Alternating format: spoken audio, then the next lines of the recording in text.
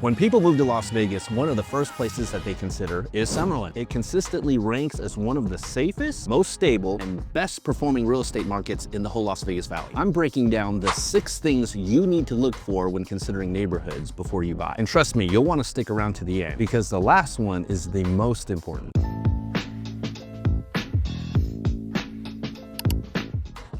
Hi, welcome to Invest with Jim, where you'll find real estate insights that no one else is sharing. I'm Jim. I'm a Las Vegas real estate agent and investor. When buying a home, a lot of buyers get caught up in just the house itself, but where you buy actually has the biggest long-term impact. The first thing that you want to look for in a neighborhood before you buy are the schools. Buying in a strong school district matters whether you have school-age kids or not. Homes in top-rated school zones tend to hold value better during market dips and appreciate faster over time. When home buyers start researching schools in Las Vegas, a lot of them end up looking in Summerlin. The area has a strong reputation for education with a mix of top-rated public schools, charter programs, and several of the city's best private schools. In Summerlin, you're going to find public schools like Bonner, Givens, and Staten Elementary, Sig Rogich Middle School, and Palo Verde High School. Private schools in Summerlin include top-rated schools like Bishop Gorman High School, The Meadows, Faith Lutheran, Adelson Educational Campus,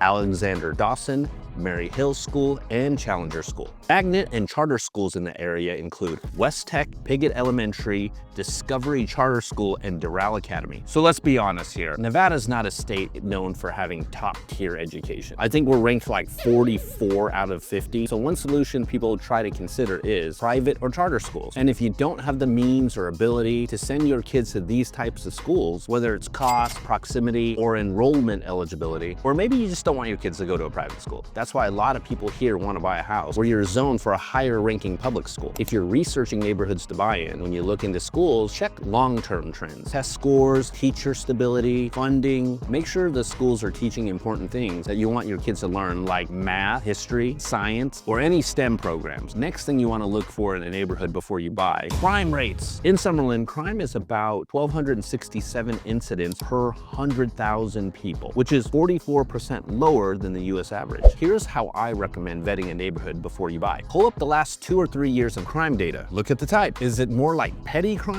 or are they like violent crime? Map the crimes by block, not just the area average. Drive the area at night and check out the local stores in the area. If parking lots and nearby streets feel safe and well kept, that usually reflects how the neighborhood is maintained day to day. Just know that crime happens everywhere. So if you're looking at a city that has like 3 million people, it's gonna seem like it has a lot more crime than if you're looking in a city with like 30,000 people. Just because the population's higher, there's gonna be more crime undoubtedly. Look at this LA map, for example, right? Everything's red, which would suggest that this is a high crime rate area. It doesn't cool off on the crime until you get really far out into the suburbs. So just be reasonable with your expectations. When you look at the Las Vegas map, you're gonna see a lot of crime around the strip in the central area. It's where they usually happen. And then when you travel further out, it's gonna get better. So Summerlin being all the way to the west part of the city, all the way up to Red Rock National Park, you know, it's a good place to be. Another important thing to consider when you're choosing a neighborhood to buy in is how convenient is it for you? How close is it to your work? What roads are you gonna take? Is there a freeway nearby? Or you might wanna consider, where do you go shopping a lot? Is it near the stores that you frequent? Is it near the gym that you're gonna go to? Or whatever you're going to. You need to know about the community and its proximity to the places that you frequent. So we're gonna use Summerlin as an example again. Summerlin has very good freeway access. You're really close to the 215 freeway. You also have Summerlin Parkway as well that takes you downtown. They have a Costco, they have a Whole Foods, they have a Target, anywhere you want to go shopping probably. Summerlin has a bunch of golf courses, which is important to a lot of golfers, and fancy gyms like Lifetime. In Summerlin, you have tons of places to shop and eat. You have like downtown Summerlin, you have all of Charleston, not to mention you'll have tons of entertainment such as like Las Vegas Ballpark, City National Arena, all the casinos. You have like Red Rock, you have Rampart, and oldie but goodie Suncoast. There's miles of walking trails and 37 unique parks in Summerlin. I saw the stat, they said that there's like over 300 parks in Summerlin, and then I dug a little deeper and they're counting like those little grassy areas before you come into a community. They're counting those as parks too. You're only 15 minutes away from Calico Basin and Red Rock Canyon. If you like hiking, before you buy, just be sure to test the drive time to these places that you frequent, whether it's your work, daycare, schools, gyms, shopping, Costco, a family member's house, pickleball courts, dispensaries, whatever you're into, all right? Maybe you have to go see doctors often. That might be something that you might consider, all right? I know I go to Summerlin Hospital with my mom sometimes too, and it's easy and convenient. So, I mean, if that's something that you have to visit, there's a lot of doctor appointments. Visit the area in different parts of the day. Go in the morning, go in the afternoon, go in the evening, go late at night. Check it out. Make sure it's how you want it. For example, before I bought my last home, I actually took my dog to the walking trails nearby the house, and I took her on a walk. And I can tell you, after that walk, I kind of had a feeling like, no, I can see myself living here. This would be a great place to walk Casey. I like it. The next thing you want to consider are, what are the future developments in the area? A quiet street now could be besides a big road or a big commercial development. You never know. So what I recommend you to do is check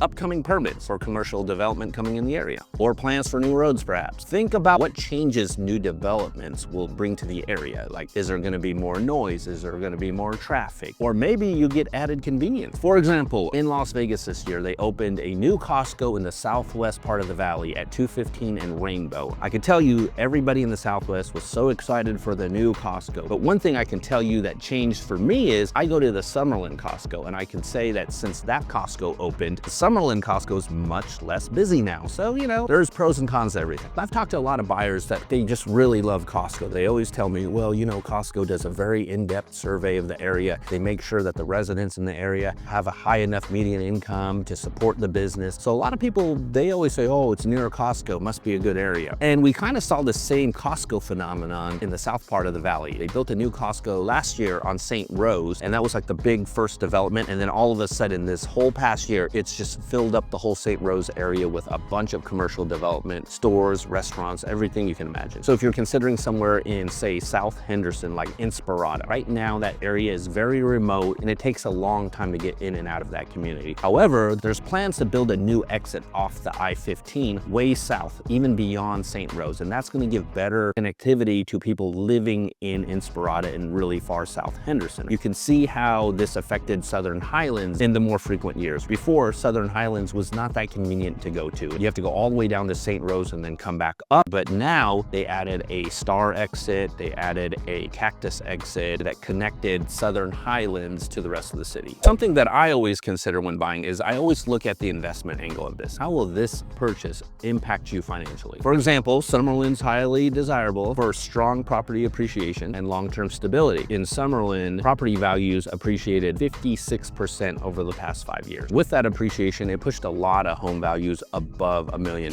So how do properties appreciate? Well, homes have to start selling around the area, and if people keep buying it for a higher price, that's appreciation in the area. In Summerlin, they have a lot of luxury communities too. The Summit Club, the Ridges, Mesa Ridge even. If you're living near these expensive high-cost areas, generally they will bring up the value of the home that you buy. That's a good way of looking at choosing an area that will have good appreciation potential. So what should you analyze when choosing a neighborhood? Well, you definitely want to take a look at the appreciation over the last 5 to 10 years, we'll say. Inventory velocity, meaning how fast do homes sell in these areas. Rental demand, just in case you want to rent the house out later. And of course, carrying costs, right? Are there HOAs? Is there a master plan fee? How are the taxes, insurance, things like that. So before we wrap up, we've talked about schools, commuting, crime, but as promised, this is the most important factor to consider before buying a house. Yes, I know you're excited about buying the house and maybe living in the house, but it's something that you must consider. One day, you're gonna have to sell this house. If you live in the house and you love it, you still have to consider your exit strategy. When you're buying a house, maybe you don't mind certain things. Like maybe you're really close to a store and you're like, I don't care, I go to the store often. Or maybe you're right across the street from the school and you like it because your kids are gonna go to that school. Or maybe you're right next to a freeway and you don't mind road noise. Maybe these things don't bother you and you kind of see them as a positive. There's a good chance that the next buyer may not see it the same way, right? Because if you want to just sell to only people with small children that will like to be across the street from the school, you're kind of limiting your buyer pool in the future. Maybe people don't want to live so close to commercial development. Or maybe road noise is a problem for other people. You have to consider what's more universally appealing, because you're gonna have to sell this house one day. So if you're looking to buy in Summerlin or want to consider what other neighborhoods might be like, reach out to me. I'll do the same analysis for you before you decide on a home to buy. Give me a call, comment down below, or connect with me on my website. And we'll sit down together, whether it's in person or via Zoom, and we'll go over your specific situation, what your wants and needs are, and what neighborhood would be best fitting for you. Don't forget to like, subscribe, and hit the bell, and I'll see you on the next one.